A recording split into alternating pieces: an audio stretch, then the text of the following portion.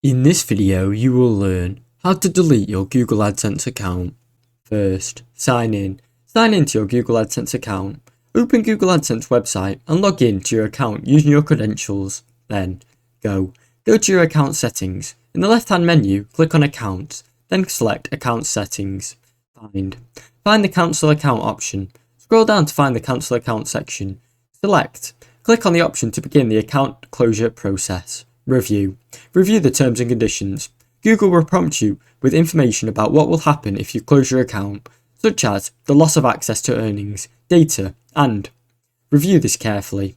Confirm account closure. If you really want to close your Google account, confirm the decision by clicking Cancel Account. You may be asked to enter a reason for closing your account. Wait for confirmation. Google will process the closure, and you will receive an email confirming that your AdSense account has been successfully closed. Thanks for watching. Don't forget to like and subscribe.